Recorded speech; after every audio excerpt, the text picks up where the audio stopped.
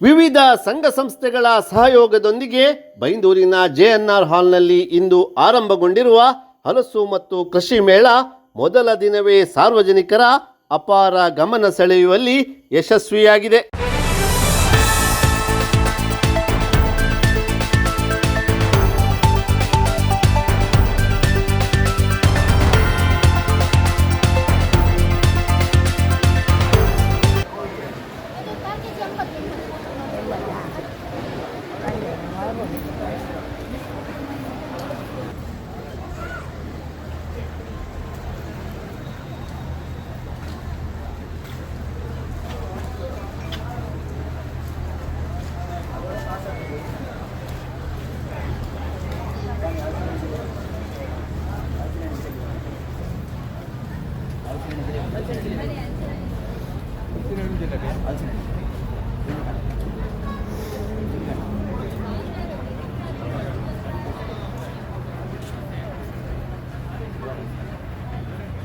ಈ ಮೇಳದಲ್ಲಿ ಹಲಸಿನ ಹಣ್ಣಿನಿಂದ ತಯಾರಿಸಲಾದ ಜಿಲೇಬಿ, ಕೇಸರಿಬಾತ್, ಹಪ್ಪಳ, ಹಲ್ವಾ ಸೇರಿದಂತೆ ಬಗೆ ಬಗೆಯ ಖಾದ್ಯಗಳು ಹಾಗೂ ಮೌಲ್ಯವರ್ಧಿತ ಉತ್ಪನ್ನಗಳು ಜನರನ್ನ ವಿಶೇಷವಾಗಿ ಆಕರ್ಷಿಸುತ್ತಿವೆ. ಅಲ್ಲದೆ ಕೃಷಿ ಉತ್ಪನ್ನಗಳ ಪ್ರದರ್ಶನ ಮತ್ತು ಮಾರಾಟ ಮಳಿಗೆಗಳಿಗೂ ಉತ್ತಮ ಪ್ರತಿಕ್ರಿಯೆ ದೊರೆತಿದೆ. ಹೊಸ ರುಚಿಗಳನ್ನು ಸವಿಯಲು ಆಗಮಿಸಿದ ಸಾರ್ವಜನಿಕರು ಹಲಸಿನ ವಿಶೇಷ ಖಾದ್ಯಗಳಿಗೆ ಮೆಚ್ಚುಗೆ ವ್ಯಕ್ತಪಡಿಸಿದ್ದು, ಮೇಳದ ಮೊದಲ ದಿನವೇ ಯಶಸ್ವಿ ಆರಂಭ ಕಂಡಿದೆ.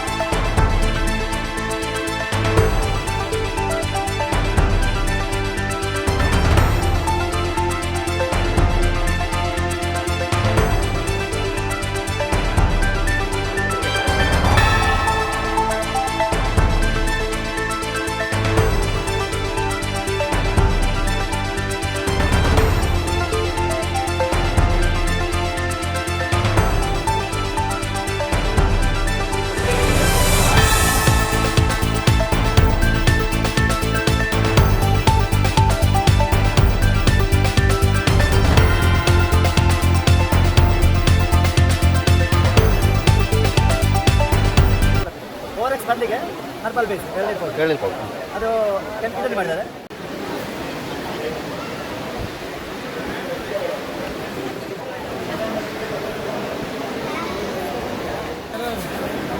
ಆದಿವಾಸಿ ಬಂದಿದ್ದಾರೆ ಪಕ್ಕ pure original sir. Result Hassan Mysuru sir. Hassan Mysuru. Result 100% result sir. ನಿಮಗೆ ಎಷ್ಟು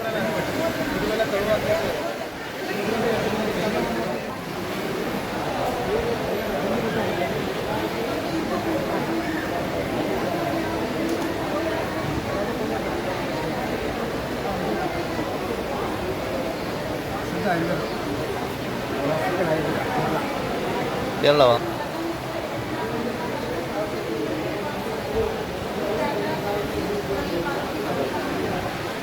ಕಾಂಡಿಮೆಂಟ್ಸ್ ಇದೆ, ಓವರ್ ಕಾಂಡಿಮೆಂಟ್ಸ್.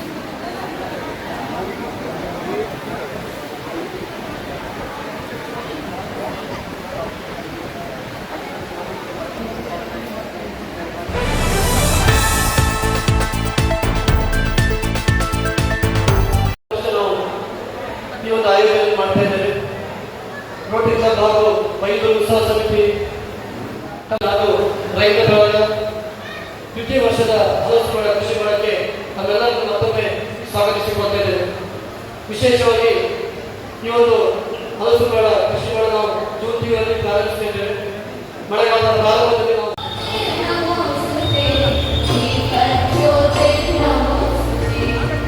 Keep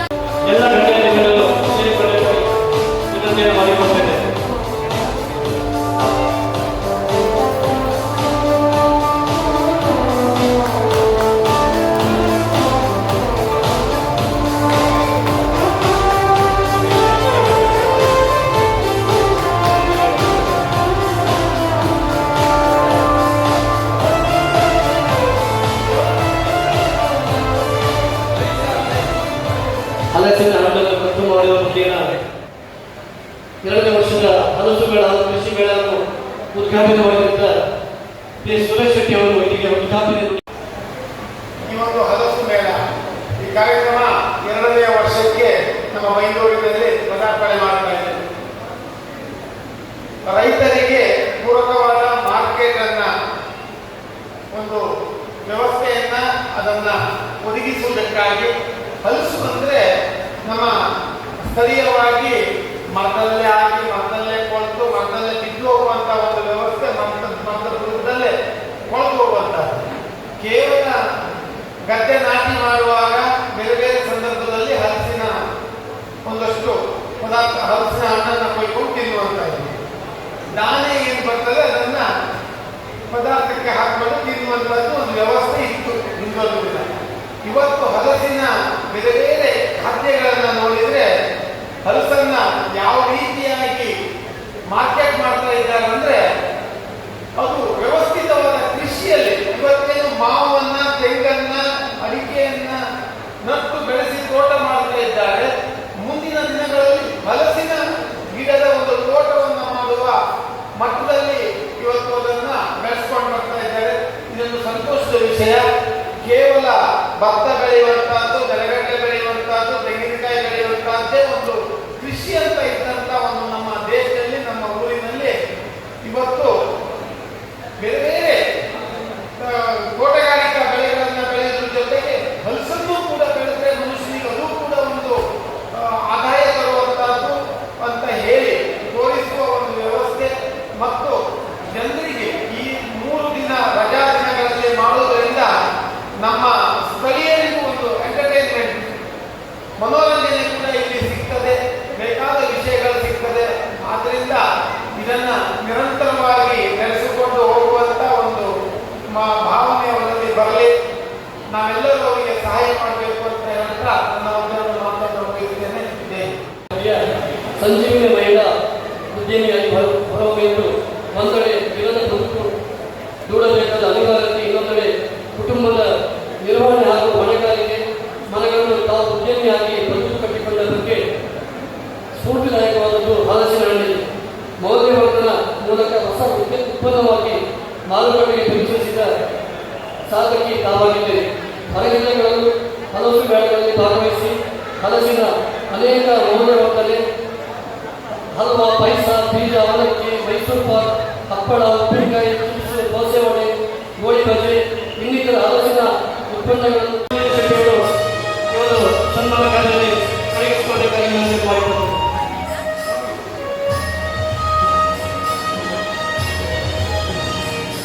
ದೆಹಲಿಯಿಂದ ಗಣರಾಜ್ಯೋತ್ಸವಕ್ಕೆ ಭಾಗವಹಿಸಿದ ರೈತ ಮಹಿಳೆಯನ್ನು ಹೆಗ್ಗಳಿಕೆ ಪಾತ್ರವಾದ ಜಯಶ್ರೀ ಪ್ರಗತಿಪರ ರೈತ ಮಹಿಳೆ.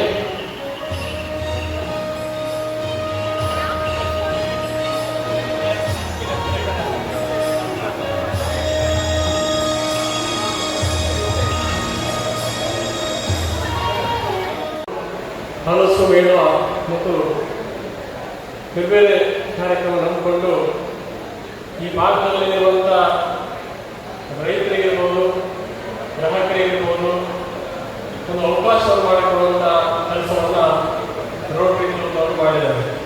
ಬಹುಶಃ ನಾವು ಹಿಂದಿನ ದಿನಗಳಲ್ಲಿ ನೋಡ್ತಾ ಇದ್ದೇವೆ, ಬ್ರಹ್ಮಾವರದಲ್ಲಿ ಕೃಷಿ ಮೇಳ ಅದು ಬೇರೆ ಬೇರೆ ತಾಲೂಕುಗಳಲ್ಲಿ ಬಹಳಷ್ಟು ಯಶಸ್ವಿ ಕೃಷಿ ಮೇಳಗಳನ್ನು ಮಾಡ್ತಾ ಇರುವಂಥದ್ದನ್ನು ನೋಡ್ತಾ ಇದ್ದೇವೆ. ಮೈಸೂರು ಒಂದು ಕೃಷಿ ಪ್ರಧಾನವಾದ ಒಂದು ಪ್ರದೇಶ. ಆದರೆ ಇಲ್ಲಿ ಕೃಷಿಕರಿರ್ಬೋದು ಮತ್ತು ಕೃಷಿ ಉತ್ಪನ್ನವನ್ನು ಮಾರಾಟ ಮಾಡೋರಿರ್ಬೋದು, ಅವರಿಗೊಂದು ಮಾರುಕಟ್ಟೆಯ ಒಂದು ವ್ಯವಸ್ಥೆ ಇರುವುದಿಲ್ಲ ಅಥವಾ ಅವರ ಉತ್ಪಾದನೆಗಳ ಬಗ್ಗೆ ಒಂದು ಮಾರುಕಟ್ಟೆಯ ಪರಿಚಯ ಇರುವುದಿಲ್ಲ.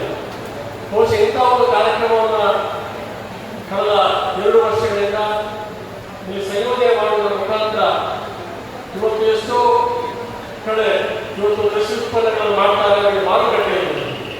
ಇಂಥ ಒಂದು ಸಮಾವೇಶ ಅಥವಾ ಇಂಥ ಒಂದು ಕಾರ್ಯಕ್ರಮವನ್ನು ಸಂಘಟನೆ ಮಾಡಿದಾಗ ಯಾರ್ಯಾರು ಸ್ಥಳೀಯವಾಗಿ ಉತ್ಪಾದನೆ ಮಾಡ್ತಾರೆ ಅವರಿಗೆ ಮಾರುಕಟ್ಟೆ ಬರುತ್ತದೆ, ಅವರ ಒಂದು ಏನು ಪ್ರಾಡಕ್ಟ್ ಇದೆ ಅದಕ್ಕೆ ಪ್ರಚಾರ ಸಿಗುತ್ತೆ, ಬಹುಶಃ ಜನರಿಗೆ ತಲುಪುವಂತಹ ಒಂದು ವ್ಯವಸ್ಥೆ ಆಗುತ್ತೆ. ಹಾಗಾಗಿ ಇವತ್ತು ಒಂದು ಕಡೆ ಮಾರುಕಟ್ಟೆ ಮಾರುಕಟ್ಟೆಗೆ ಒಂದು ಈ ಉತ್ಪಾದನೆಯನ್ನ ಪ್ರವೇಶಿಸುವ ಅವಕಾಶ ಮತ್ತು ಸ್ಥಳೀಯವಾಗಿ ಜನರಿಗೆ ಸಿಕ್ಕುವಂತ ಒಂದು ಉತ್ಪಾದನೆಯನ್ನ ಪರ್ಚೇಸ್ ಮಾಡಿಕೊಳ್ಳುವ ಅವಕಾಶ ಇದೆ. ಇವತ್ತು ಇದಕ್ಕೆ ಹೆಚ್ಚುವಂತಹ ಕೃಷಿ ಮೇಳ ಎನ್ನುವ ದೃಷ್ಟಿಯಿಂದ ಇವತ್ತು ಹಲಸು ಮೇಳಕ್ಕೆ ಇವತ್ತು ಮಾಡಿದ್ದಾರೆ. ಬಹುಶಃ ಸುರೇಶ್ ಹೇಳಿದಾಗೆ ಮೊದಲು ಸುಮಾರು ಹಿಂದಿನ ಕಾಲದಲ್ಲಿ ಬಹುಶಃ ಹಲಸಿನನ್ನು ಹಿಂದೆ ಬದುಕೊಂಡಿರ್ತಿದ್ದಾರೆ. ನಾವೆಲ್ಲ ಶಾಲೆ ಹೋಗುವಾಗ ಮಾಡಿ ಇಟ್ಕೊಂಡು ಅದನ್ನು ತಿಂದು ಬದುಕುವಂತ ಒಂದು ಕಾಲ ಇತ್ತು. ಬಹುಶಃ ನಂತರ ಕಾಲ ಬದಲಾದ ನಂತರ ಹಲಸಿನನ್ನೆಲ್ಲ ಮರದಲ್ಲಿ ಬಿದ್ದು ಹೋಗುವಂತ ಸಂದರ್ಭಗಳನ್ನು ನೋಡ್ತಾ ಇದ್ದೇವೆ. ಆದರೆ ಇತ್ತೀಚಿನ ದಿನಗಳಲ್ಲಿ ಹಲಸಿನ ಹಣ್ಣಿನಿಂದ ಅದು ಹಲಸಿನ ಕಾಯಿಯಿಂದ ಅನೇಕ ಉತ್ಪಾದನೆಗಳನ್ನ ಮಾಡುವ ಮುಖಾಂತರ ಇವತ್ತು ಬಹುಶಃ ಒಳ್ಳೆ ಒಂದು ಆಹಾರ ಇವತ್ತು ಬಹುಶಃ ನಮ್ಮ ಮಕ್ಕಳಿಗೆ ವಿಶೇಷವಾಗಿ ಇಂಥ ಒಂದು ಕಾರ್ಯಕ್ರಮವನ್ನು ಹಮ್ಮಿಕೊಳ್ಳುವ ಮುಖಾಂತರ ಇವತ್ತು ಮಕ್ಕಳು ಎಷ್ಟೋ ಬೇರೆ ಬೇರೆ ಪದಾರ್ಥಗಳನ್ನು ತಿಂದು ನಮ್ಮ ದೇಹದ ಆರೋಗ್ಯವನ್ನು ಹಾಳು ಮಾಡುವಂಥ ಸಂದರ್ಭದಲ್ಲಿ ಇವತ್ತು ಇಂಥ ಒಂದು ಏನು ಹಲಸಿನ ಹಣ್ಣಿನ ಏನೇನು ಬೇರೆ ಬೇರೆ ಇವತ್ತು ಉತ್ಪಾದನೆ ಮಾಡ್ತಾರೆ ಬಹುಶಃ ಅದನ್ನೇ ಇವತ್ತು ಒಂದು ಇಂಟ್ರೊಡ್ಯೂಸ್ ಮಾಡಿ ಇವತ್ತು ಮಾರ್ಕೆಟ್ ಮಾಡಿ ಅದರ ಮಕ್ಕಳಿಗೆ ಅಥವಾ ಅದರ ಏನು ಬೇರೆ ಜನರಿಗೆ ಪ್ರಯೋಜನ ಮಾಡುವಂತ ಕೆಲಸ ಆಗಿದೆ. ಹಲಸು ಅಂತ ಹೇಳಿದರೆ ಮುಂದೆ ಹಿಂದೆ ಬಹಳ ಹಸಿವಾದಾಗ ಹಲಸು, ಊಟ ಆದ ಮೇಲೆ ಮಾವು ಅಂತ ಗಾದೆ ನಾನು ನೋಡಿದೆ. ಇದು ಹಲಸು ಎನ್ನುವಂಥದ್ದು ಬಹಳ ಹಿಂದಿನಿಂದಲೂ ಕೂಡ ಬಡವರ ತಿನ್ನುವಂಥ ಆಹಾರ ಪದಾರ್ಥ ಆಗಿರುವಂಥ ಅಭಿಪ್ರಾಯ ಕೂಡ ಇದೆ. ಹಳ್ಳಿ ಭಾಗದಲ್ಲಿ ಬೆಳೆಯುವಂಥದ್ದು ಹೊಟ್ಟೆಗೆ ಅನ್ನ ಇಲ್ಲದ ಕಾಲದಲ್ಲಿ ಹೆಚ್ಚಿನವರು ಹಲಸನ್ನೇ ತಿಂದು ಅದರ ಪದಾರ್ಥವೋ ಅದರ ಹಣ್ಣನ್ನು ಉಪಯೋಗಿಸಿಕೊಂಡೇ ಬದುಕಿದಂಥ ಕುಟುಂಬಗಳು ಎಷ್ಟೋ ಇದ್ದಾರೆ. ಇವತ್ತು ಆ ಹಲಸು ಅನೇಕ ಮೌಲ್ಯವರ್ಧಿತ ವಸ್ತುಗಳನ್ನು ತಯಾರಿಸಿ ಅದು ವ್ಯಾಪಾರಕ್ಕಾಗಿ ರೈತನ ಆರ್ಥಿಕ ಶಕ್ತಿಯನ್ನು ಕೂಡ ಹೆಚ್ಚಿಸಿದೆ.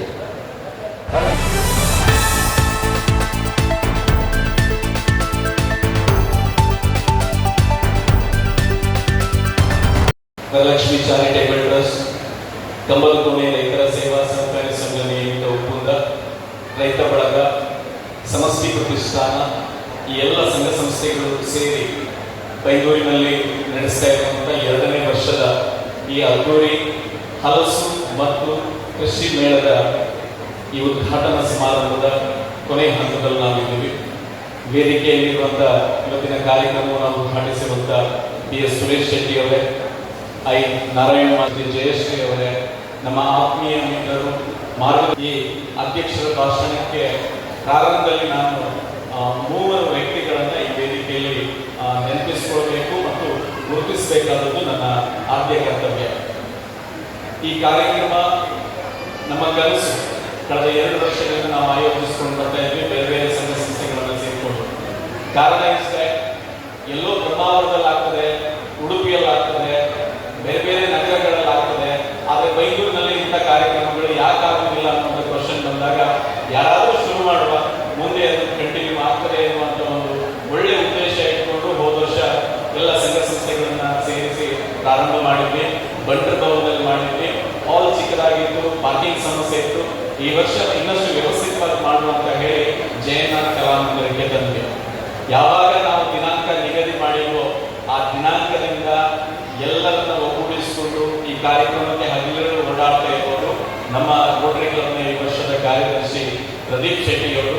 ಅವರಿಗೆ ನಾನು ಬಹಳ ಪ್ರೀತಿಯ ಕೃತಜ್ಞತೆಗಳನ್ನು ಸಲ್ಲಿಸಿಕೊಡ್ತಾ ಇದ್ದೀನಿ. ಕಾರ್ಯಕ್ಕೆ ನಮ್ಮ ಆರ್ಗನೈಸೇಷನ್ ಇವತ್ತಿನ ಕಾರ್ಯಕ್ರಮದ ಅಧ್ಯಕ್ಷತೆ ವಹಿಸಿ ಅಧ್ಯಕ್ಷೀಯ ಭಾಷಣ ನುಡಿದಂಥ ಸುಬ್ರಹ್ಮಣ್ಯ ಅವರಿಗೆ ಮತ್ತೊಮ್ಮೆ ಹೃದಯ ಸ್ಪರ್ಶಿ ಧನ್ಯವಾದವನ್ನು ಅರ್ಪಿಸಿಕೊಡ್ತಾ ಇದ್ದೇವೆ.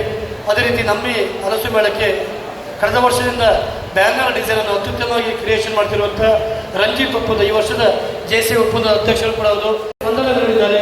ಈ ವರ್ಷ ಕೂಡ ನಮಗೆ ಕಷ್ಟ ಆದರೂ ಕೂಡ ನಮ್ಮ ಜೊತೆ ಎಲ್ಲ ಗಣ್ಯತೆ. ಧನ್ಯವಾದಗಳು ಸರ್.